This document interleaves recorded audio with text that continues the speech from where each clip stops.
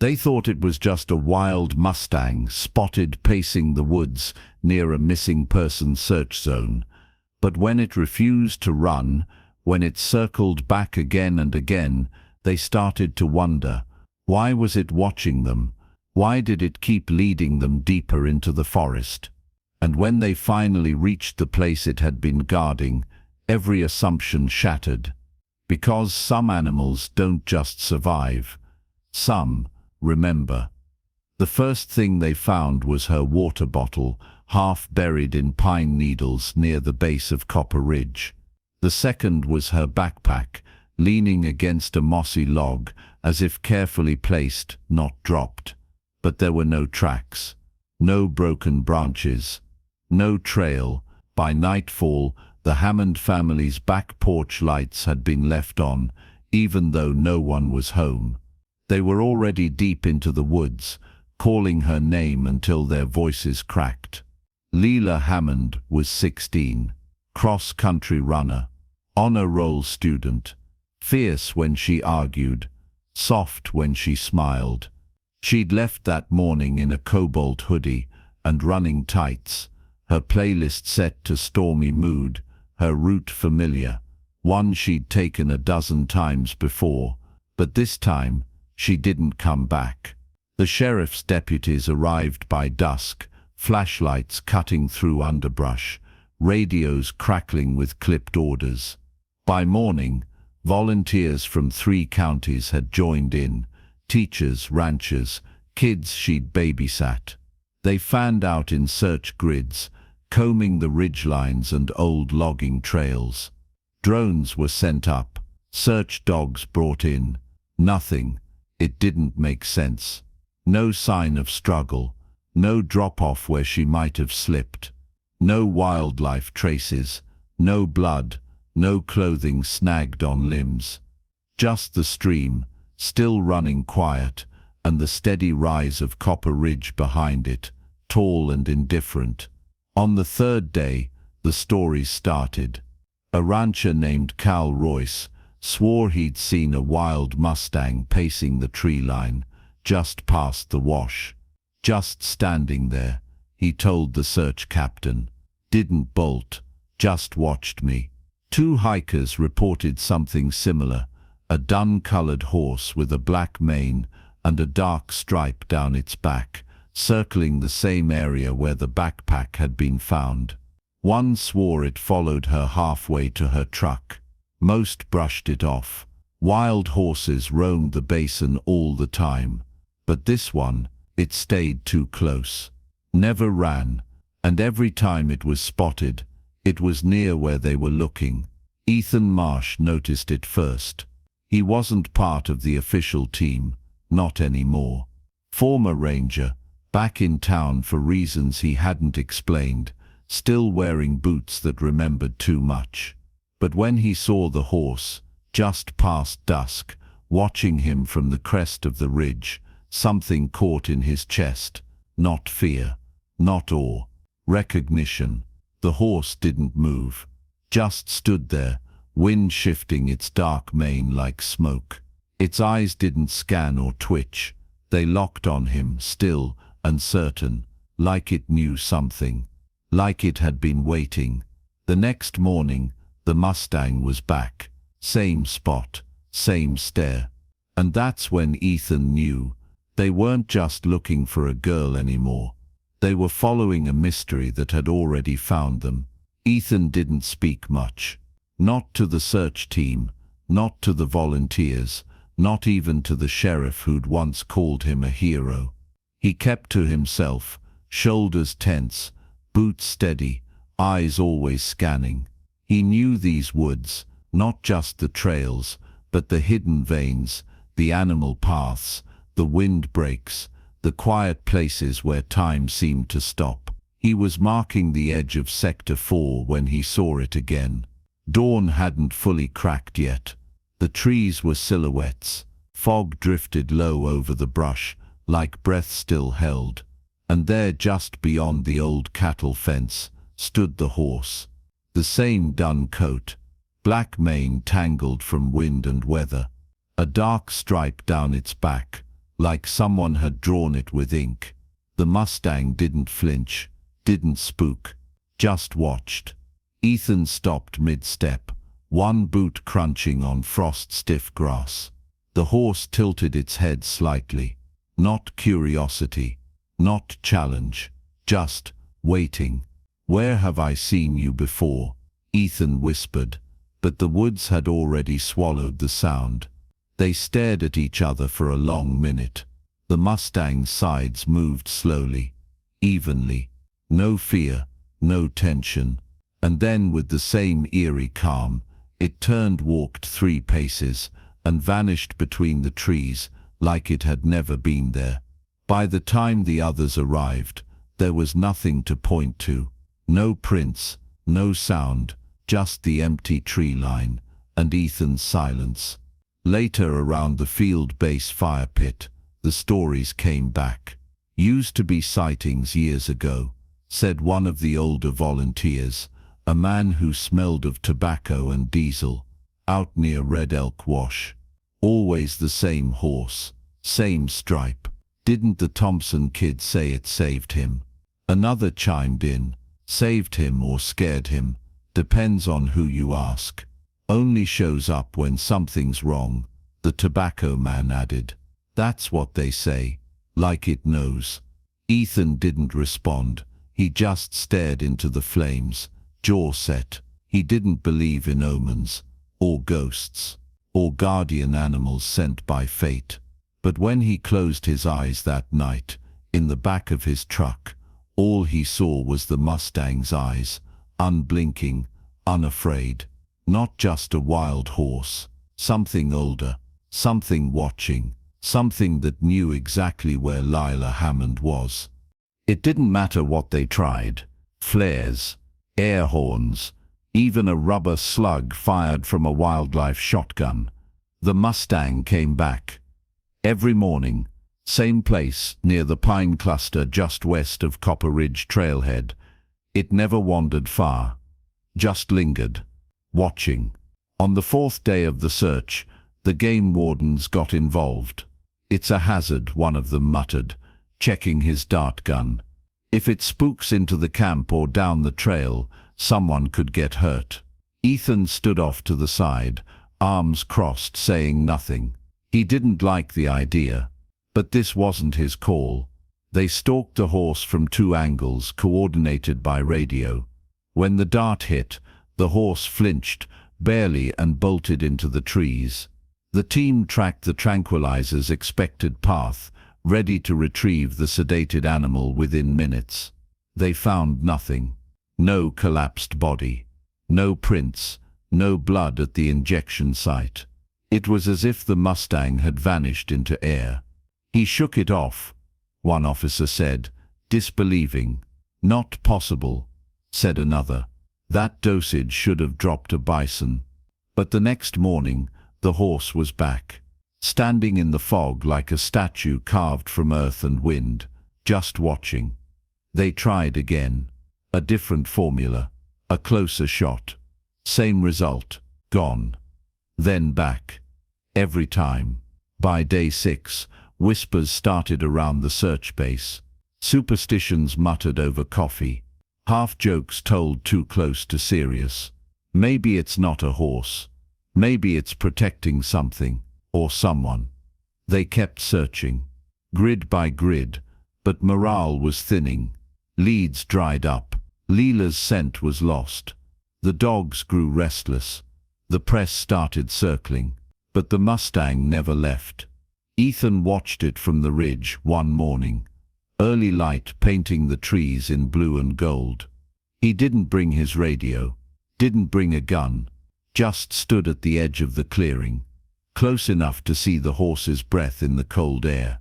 It stood perfectly still, tail flicking once. "You could leave," Ethan said, voice quiet. The Mustang blinked. "You're not here by accident, are you?" No answer, just that silence. Heavy, ancient, like the forest itself was listening. Then the Mustang turned, not to run but to walk. Deliberate, unhurried, back toward the trees. Ethan took one step forward before catching himself. Something in his gut turned. The others saw a nuisance, but he saw it now. This wasn't just a horse refusing to leave. It was waiting for someone to follow. The seventh morning broke brittle and grey. Frost clung to the grass like it was too tired to melt, and the wind carried the kind of cold that got into your joints and stayed there. Most of the search team had shifted focus to the lowlands, convinced Leela had fallen into the river and been swept away. But Ethan stayed near the ridge. Something didn't sit right. The current was shallow. The banks weren't steep. And that backpack placed, not dropped, still echoed in his mind like a word unspoken. That's when he saw the Mustang again. Same place, but something was different. It was moving in circles now, hooves disturbing the frost-bitten earth in a deliberate pattern. Then it stopped, stared at Ethan, pawed the ground once, twice, then turned sharply, ears pinned to a thicket of trees on the far edge of the slope. Ethan narrowed his eyes. That area hadn't been searched. Too dense, too steep. The maps marked it as unstable. He glanced back toward camp. Radio crackled faintly on his belt. The protocol was clear. No solo excursions, no deviations from the grid. But the horse looked back at him again, then disappeared into the trees, like an invitation. Ethan stood there a beat longer than he should have. Then he turned off the radio and followed. The trail was barely that. More like the memory of a path, stitched with branches and uneven stone. The deeper he went, the quieter the forest became. Not just silent, but listening. Even the wind held its breath. Ahead, the Mustang moved with uncanny precision, just far enough to be seen, never far enough to be lost. It didn't stop to graze, didn't hesitate at forks, just kept going. Ethan followed through thick underbrush, pushing aside brambles, boots sinking into patches of soft ground where sun hadn't touched in weeks. His breath grew shorter, his thoughts louder. What if this was stupid? What if it was just a horse? What if this wasn't about Leela at all? But the Mustang stopped suddenly, halfway up a rocky incline, and looked back. Not urging him forward, just checking. Then it climbed higher, and Ethan kept going, because somewhere in the part of himself he'd buried under rules, training and regret, something old had started to stir. It wasn't logic. It wasn't duty. It was belief. He didn't know what he'd find, but he knew deep in his bones that whatever the Mustang was leading him to, it wasn't random. It was waiting. The forest thickened fast. Trees grew closer together here, their trunks gnarled and leaning, branches netted with moss and shadow. The air felt heavier, cooler too, and the light dimmed, even though the sun was still rising somewhere beyond the ridge. Ethan ducked under a low bough, boots slipping slightly on damp ground, his breath coming harder now, not from exertion, but memory. The Mustang moved ahead with steady grace, hooves silent on the pine needle floor. It never looked back. It didn't need to. Ethan was already committed. They crossed a narrow creek, the water clear and cold, eddying over smooth stone. Ethan followed it with one boot, then the next, ignoring the sharp sting that climbed his ankles. He didn't ask questions anymore, just moved, step after step, drawn by something older than instinct. He hadn't felt this way in years, not since the boy. Nathan Crowley, age 12. Last seen chasing his dog into the foothills near Bitterroot Canyon. Ethan had been the one to find the body, days later, wedged between rocks at the bottom of a washed-out ravine. He still remembered the color of the boy's hoodie, yellow, bright as a flare. Still remembered the way the mother screamed when he gave her the news. He'd written the report, attended the funeral, told himself he did everything he could. but he hadn't gone back into the woods since, until now. Ethan climbed a steep incline, grabbing at tree trunks for balance. His heart thudded, not from the hike, but from the way his mind kept circling back. Same kind of terrain, same age, same feeling. Only this time, someone was still out there. And this time he wasn't alone. The Mustang paused at the crest, mane lifting in the breeze like a banner. It turned its head, not quite looking at him, but close. Then it moved on, down the other side, along a path that barely existed, through ferns and fallen logs and places untouched by boots or blaze markers. The world narrowed, just forest, just breath, just hooves ahead and pain behind. Ethan pushed forward, step by step, thought by thought. He no longer felt foolish, no longer doubted. This wasn't luck, this wasn't chance. This horse had come with purpose. And whatever waited at the end of this trail, he wasn't ready to name it, but he knew. He was getting close. It started as a whisper on the wind, faint, sharp, unmistakable. Smoke. Not the heavy tang of wildfire, but something smaller, controlled, human. Ethan froze mid-step, every sense narrowing. His breath fogged in the cold air, but the scent threaded through it, dry pine, scorched fabric, ash. He turned his head slowly, catching it again, faint but present. He looked ahead. The Mustang had stopped. It stood at the edge of a small hollow, half shadowed by ferns and overhanging branches. Its ears twitched forward, its body coiled, not with fear, but with something more ancient, guarding, waiting. Ethan stepped forward, slow and careful. The forest here was hushed, like it had been holding this secret a long time. And then he saw it, a ring of stones blackened in the center, ashes scattered by the wind, but fresh, no more than a day or two old. Beside it, a tin can, rusted but opened cleanly with a blade. And on the low branch of a spruce tree, a strip of blue fabric fluttered. He reached for it, heart hammering.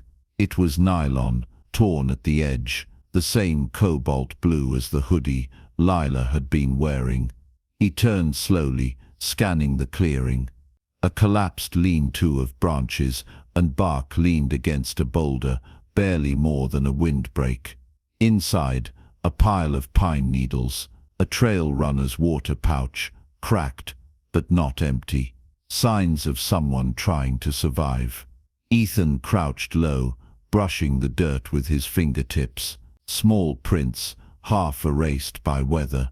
No boot tread, just shallow indentations. Lightweight. Could have been a deer. Could have been a girl. Lila, he called, voice low, not wanting to break the spell. It's Ethan Marsh. I'm with the search team. Silence. Only the soft creak of trees shifting. A bird crying out, far away. He stepped to the lean-to, gently lifted a piece of tarp. Beneath it, nothing. No blood, no bones, just empty shelter and the echo of survival. The Mustang stood 10 paces behind him now, still as stone. Its eyes were on the trees, watching, listening, and Ethan knew this wasn't where Lila was, but she had been here. She'd made fire. She'd fought to stay warm. She'd eaten. She'd hidden. And then she'd moved. He turned to the Mustang. Is that what you're showing me? The horse didn't answer, just twitched an ear, lifted its head, and looked deeper into the forest. Past the clearing, past the signs of smoke and struggle, toward something else. Something still waiting to be found. The ridge was steep, rocky in parts with slick moss that threatened to send Ethan sliding. He moved slow, hands gripping roots and stone, legs burning with the effort. The wind picked up near the top, whistling low through the trees like it knew something he didn't. Tucked beneath the gnarled roots of a massive fallen pine, half concealed by leaves and damp brush, was a shape that didn't belong. A shelter, crude, hasty, branches stacked over a hollow, leaves pressed into a rough wall. It wasn't the lean-to from before. This was deeper, better hidden. Whoever made it had chosen this spot for a reason. Hard to find, harder to reach, but not impossible. Ethan crouched low, eyes scanning. No sounds at first, just wind, birds and the occasional creak of the forest settling into itself. Then movement. The Mustang stepped into view, emerging from behind a thicket like it had always been there. It moved between Ethan and the shelter, body angled, hooves planted, muscles tense. It didn't charge, didn't run, just stood, silent, watching, guarding. Ethan raised both hands, his voice low. "Easy, boy." The Mustang didn't flinch. He took a step forward. The horse's ears twitched, but it didn't move. Another step. Still nothing. Ethan shifted to the left, giving the horse a wide berth, circling toward the entrance of the shelter. The Mustang let him, but its gaze never left him. Not for a second. Then, beneath the blanket of leaves and wood, he heard it. Faint, shallow, fragile, breathing. He dropped to his knees.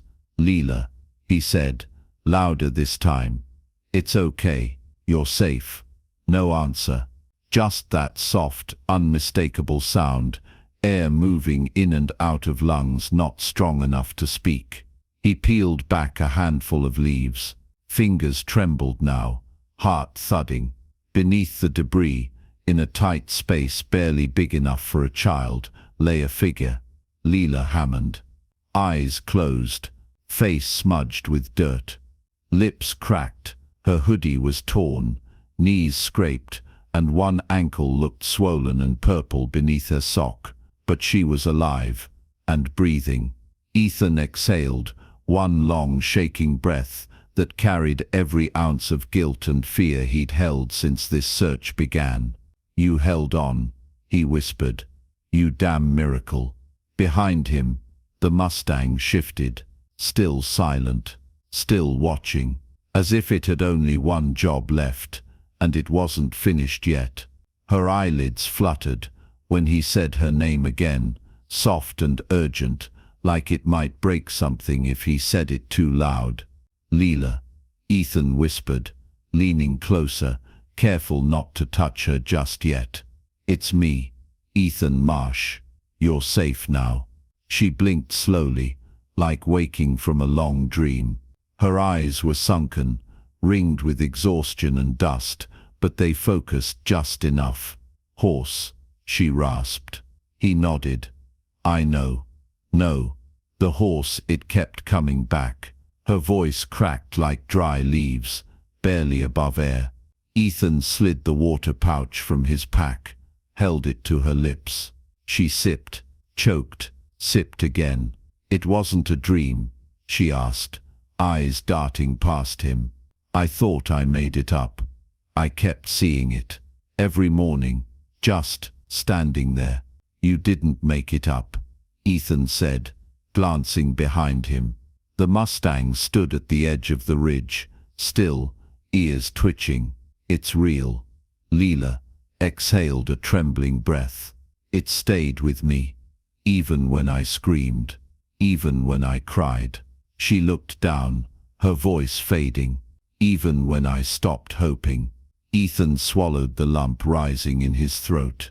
He checked her vitals, weak pulse, cracked lips, hands trembling. She was bruised, scraped, and badly dehydrated, but alert, coherent. She pointed weakly toward the trees. "3 nights ago, something came close. I think it was a cougar. I heard it growl. I couldn't move. I thought," her voice hitched, "I thought it was over." He waited, let her speak. But the horse came. I don't know how. I heard it snort, loud, and then hooves, crashing. It charged at the trees. I heard the growl stop. She turned to him, eyes wide now, alive with something deeper than fear. It chased it off. Then it came back and stood right there, right where you are now. Ethan looked again at the Mustang, still watching, still silent. I thought it was waiting for something, Leela whispered. Or someone. It was, Ethan said. It was waiting for me. For a long moment, neither of them spoke. The forest stretched around them, quiet, reverent.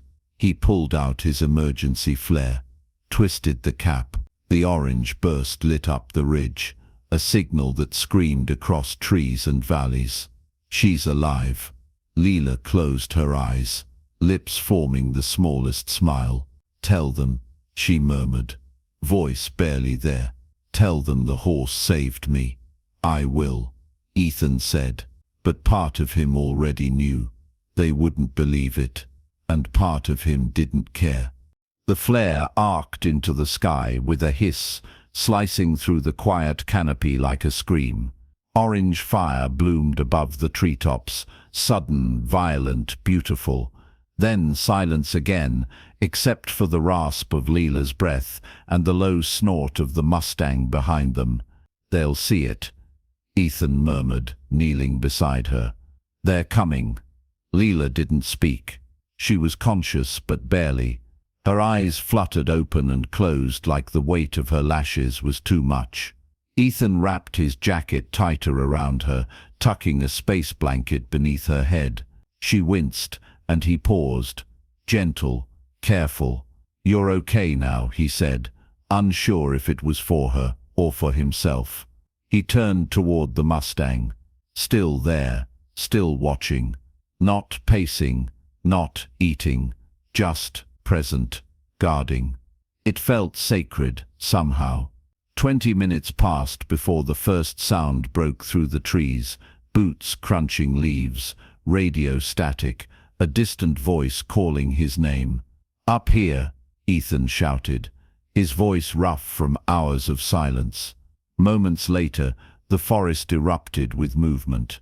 Medics appeared first, eyes wide as they took in the shelter, the girl, the crude camp built beneath the fallen pine. My God, one of them whispered. She's alive. They moved quickly, practiced hands checking vitals, setting an IV, slipping an oxygen mask over her face. Leela stirred at the touch, but didn't resist. Ethan stepped back, letting them work. Then came the others, deputies, search captains, reporters with notepads and stunned faces, and all of them froze when they saw it. The horse, just beyond the clearing, head held high, framed in golden morning light. Is that the Mustang? Someone whispered. From the sightings. It's real. Cameras clicked. Phones rose. A dozen lenses tried to capture something they couldn't explain. But before anyone could get closer, the Mustang turned and walked away. Not in panic, not in fear, just done. Its hooves barely made a sound as it slipped between trees, fading into the forest like smoke through fingers. Gone. By the time they loaded Leela onto the stretcher, the ridge was alive with voices, relief, disbelief, wonder. They called it a miracle. Ethan didn't speak much. He stood at the edge of the trail, eyes fixed on the place where the Mustang had vanished. Not all heroes wear tags. Not all saviors speak. Some just stay, until the right soul arrives. And then, without asking for thanks, they disappear. Leela woke up 2 days later, in a hospital room filled with flowers, blinking against the white light, and the sound of her mother crying into her hand. The town called it a miracle. The doctors said she shouldn't have survived more than 4 days in the cold. She made it 9. But all anyone wanted to talk about was the horse. The Guardian Mustang. Headlines called it Wild Horse Leads Rescuer to Missing Teen. Nature's Sentinel. The Spirit of Copper Ridge. Footage of the flare. Photos of the Mustang, blurred and half obscured behind branches. Artists sketched renditions. Ranchers claimed to have seen it before, years ago. Some said it had once circled a trapped calf until a cowboy arrived. Others said it watched hikers from cliffs and vanished when approached. Now it was legend. A teacher started calling it the Watcher. Someone else said it was the soul of a long-lost trail guide. People argued about names, meanings, purpose.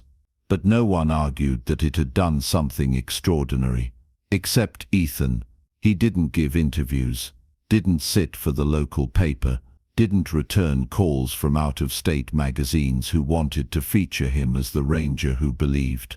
He just kept going back. Alone. Same trail, same ridge. Early mornings before the sun cut through the trees. He hiked in silence, boots soft on the ground, eyes scanning for any sign. Sometimes he'd find hoofprints, deep, clean, unmistakable, but never more than a few. They never led anywhere. They just stopped. One morning, he sat on the same fallen pine where Leela had built her shelter. The leaves were gone now. The stones scattered. Life had swept the moment away like water over sand. But Ethan stayed a while. He didn't speak. Didn't need to. The trees knew. The wind carried whispers.